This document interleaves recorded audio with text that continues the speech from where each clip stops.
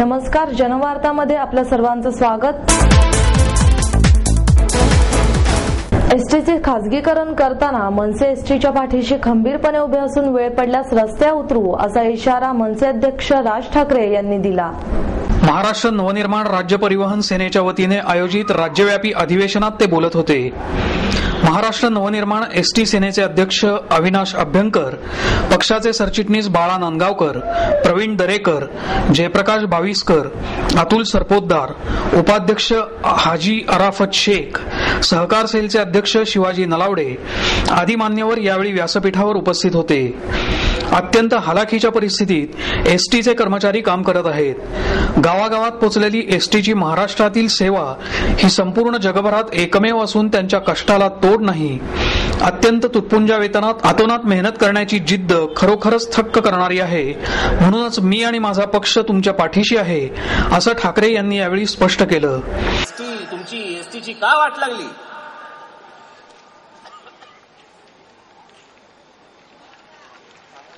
कशासाठी वाट लागली?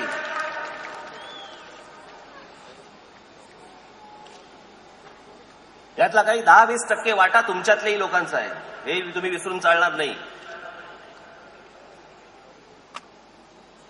पण 80-85% हा वाटा हा सरकारचा आहे। लक्षच नाही। लक्ष का नाही?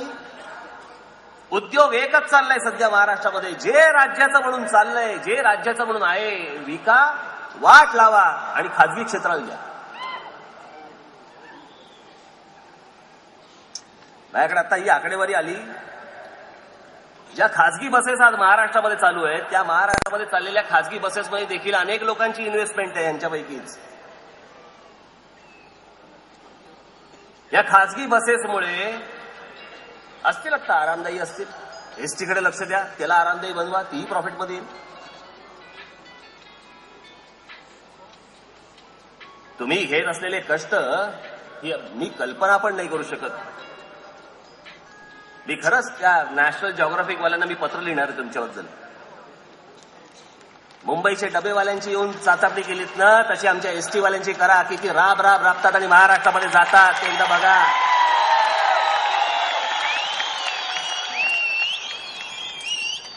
सुनसान रस्त्यावरती कोण दिसत नाही, पण दिसते ती एसटी दिसते। बाकी कोण दिसत तरी नसलं तरी एसटी दिसते आमची। मला असं वाटतं एवढी मोठी अशा प्रकारची गावागावात जाणारी परिवहन सेवा मला नाही वाटत कुठच्या जगामध्ये कुठे असेल। या देशाला जेव्हा स्वातंत्र्य मिळालं, स्वातंत्र्य मिळाल्या एका वर्षात ही सेवा सुरू झाली। 1948 साली सेवा सुरू झाली आहे। पहिली बस कुठून कुठे गेली? पुण्यापासून नगरला। ही इतकी जुनी संस्था ही हळूहळू करून डबघाईला आणायची। प्रत्येक गोष्ट या महाराष्ट्रामधली यांनी अशी ठरवलेली आहे। इतक्या लोकांच्या भवितव्याचा प्रश्न, इतक्या लोकांच्या कुटुंबाच्या भवितव्याचा प्रश्न,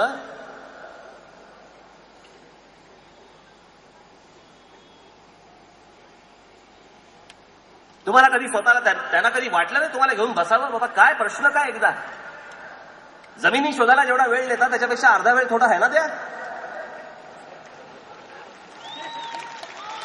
हेलिकॉप्टर घेऊन वरून जमिनी शोधत बसायच्या, 7 बारे काढत बसायचे लोकांचे।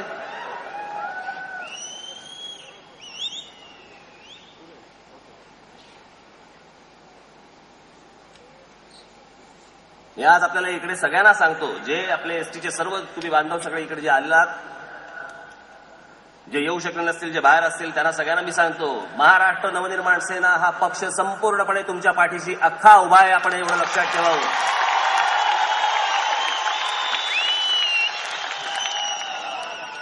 एसटी बरोबरच पोलिसांच्याही कष्टाचा उल्लेख करून त्यांच्याही समस्यांबाबत ठाकरे यांनी राज्य शासनावर टीका केली। आगामी महापालिका निवडणुकीसाठी मनसेने उमेदवारांची परीक्षा घेण्याचं ठरवलं असून त्यानुसार तयारी सुरू केली आहे। त्याबद्दल बोलताना ठाकरे म्हणाले, खरं तर मी कालच येणाऱ्या महानगरपालिकांच्या संदर्भामध्ये मी एक मेळावा घेतला।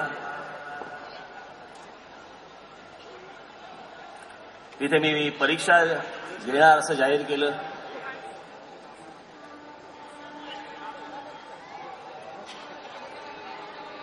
हा त्यातला एक भाग आहे, त्या निवडणुकीच्या प्रक्रियेमधला एक भाग आहे। तुमचा लोकसंपर्क किती आहे हा विषय येणारच आहे. तो मी ज्यावेळेला त्यांची मुलाखत घेईन प्रत्येक उमेदवाराची त्यावेळेला ते कळेल त्यांना. निवडणुकीला पैसेही लागतात. तिथे तुम्ही सोंग करू शकत नाही, हेही खरंच आहे.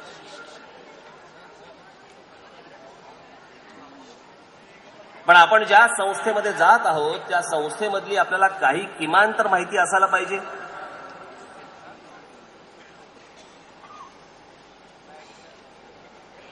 आणि या सगळ्या परीक्षा घेत असताना असं नाहीये की बाबा सगळे उच्च शिक्षितच कोणती तरी मोठ्या डिग्र्या घेतलेलेच लोक बसतील,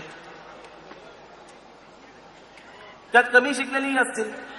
विषय शिक्षण हा नाही, तुम्हाला ते समजतंय की नाही, तुम्हाला महानगरपालिका कळतेय की नाही. उद्या लोक तुमच्याकडे ज्यावेळेला आशेने येतील, अपेक्षेने येतील, त्यावेळेला तुम्हाला त्यांचे प्रश्न सोडवण्यासाठी तुम्हाला तिथली काही गोष्टी माहिती आहेत की नाही, याच्यासाठीची ती परीक्षा आहे.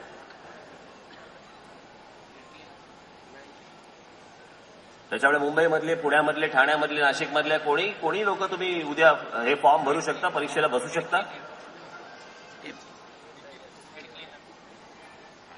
आणि त्याच्यानंतर तुम्हालाच समाधान मिळेल या सगळ्या गोष्टींचं. हे मी का करतोय, कशासाठी करतोय याचं कारण प्रत्येक ठिकाणी ज्यांना काही माहिती नाही अशी सगळी माणसं आतमध्ये भरून ठेवली आहेत.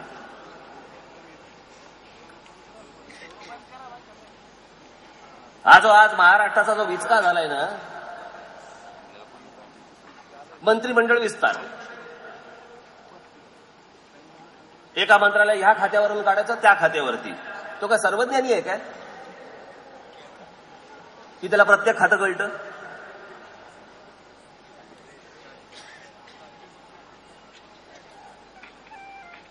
आणि ही गोष्ट अगदी थोडक्यातली गोष्ट आहे की त्याला ती गोष्ट स्वाभाविकपणे माहिती असणं गरजेचं आहे, आवश्यक आहे.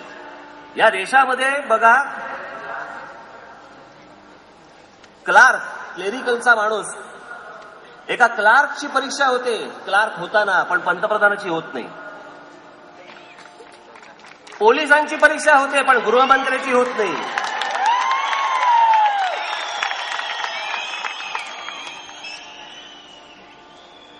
पोलिसांना, माझ्या मराठी बांधवांना पोलीस भरतीसाठी बोलवतात, काढ छाती, काढली छाती, राव बा सरळ. हाईट मोजतात पोलिसांची, किती हाईट आहे? महाराज पाटलांनी का नाही हाईट मोजत?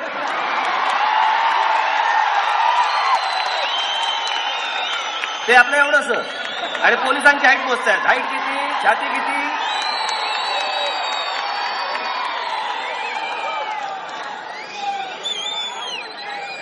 याला जे प्रामाणिकपणे सगळ्या गोष्टी करणार, त्यांच्या परीक्षा घेणार, त्यांच्या छात्या मोजणार, त्यांची उंची मोजणार, आणि बाकीच्यांचं काय करायचं?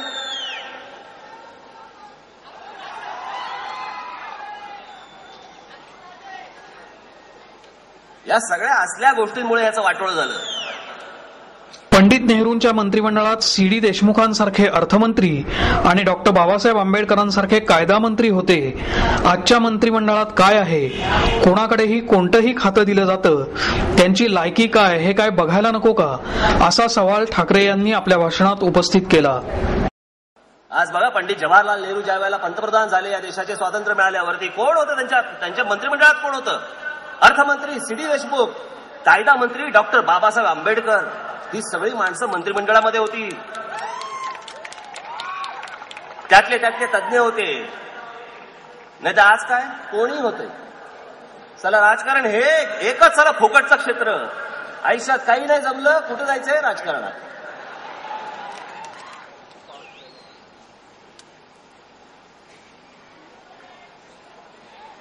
आणि मग तिकडे सगळं सुरू होतं, सगळ्या गोष्टींची खाबूगिरी सुरू होते. नुसते पैसे कमावणे, येईल ते खातं, येईल ती गोष्टी, त्याच्यामधनं सगळ्या गोष्टी ओरबडत राहणे. आपल्या फक्त बायका पोरांचा विचार करायचा, आपल्या पुढच्या पिढ्यांचा विचार करायचा, आणि ते फक्त ओरबडत राहायचं. बाकी गेला महाराष्ट्र ह्याच्यात. राज्याचा विचका करायचा, शहरांचा विचका करायचा. मला माहिती आहे आज हे काय महानगरपालिकेच्या निवडणुकीचं भाषण नाही माझं. त्याला वेळ अजून. ते वस्त्राला धार काढणं चालू आहे माझं अजून ते घरी.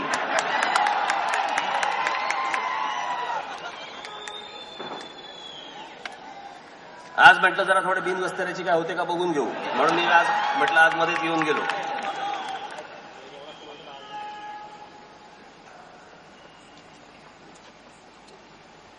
आणि हे आम्हाला सुनावणार म्हणजे जेवढे आहे ते काय, ते अजित पवार काल कुठच्या त्या झी 24 वरती वगैरे त्यांचा काहीतरी एक इंटरव्ह्यू झाला.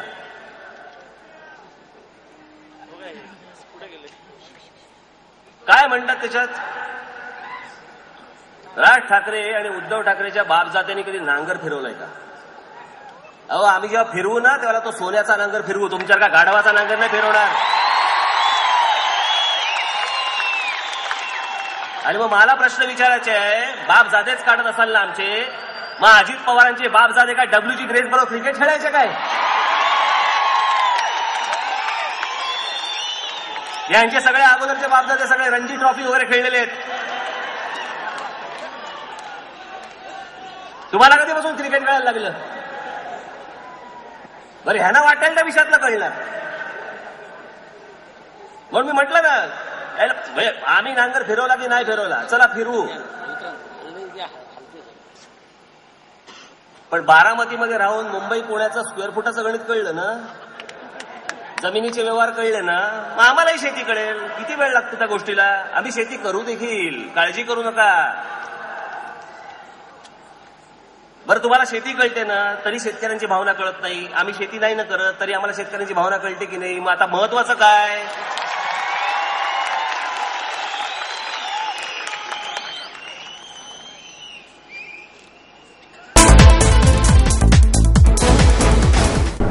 पुणे स्टेशन परिसरात सापळा रचून वेश्या व्यवसाय करणाऱ्या काश्मीरी अभिनेत्रीला पुणे पोलिसांनी अटक केली. अझराजान गुलाम अहमद शेख ही काश्मीरी अभिनेत्री असून दूरदर्शनवर सध्या सुरू असलेल्या मालिकेत ती काम करते. ती वेश्या व्यवसाय करीत असताना पंचतारांकित हॉटेलमध्ये तिला अटक करण्यात आली. तिला न्यायालयासमोर हजर केले असता तिने वैयक्तिक अथवा रोख रकमेवर जामीन न देता जामीनदार द्यावा असे न्यायालयाने स्पष्ट केले. मात्र तिला जामीन देण्यास कोणीही पुढे न आल्याने तिची रवानगी न्यायालयीन कोठडीत करण्याचे आदेश न्यायालयाने दिले. तर तिचा एजंट भदानी याला 23 तारखेपर्यंत पोलीस कोठडीत ठेवण्याचे आदेशही देण्यात आले आहेत. या सुनावणीत सरकार पक्षातर्फे सहाय्यक सरकारी वकील ॲडव्होकेट PS माने यांनी तर आरोपीच्या वतीने ॲडव्होकेट हेमंत थोरात यांनी काम पाहिले.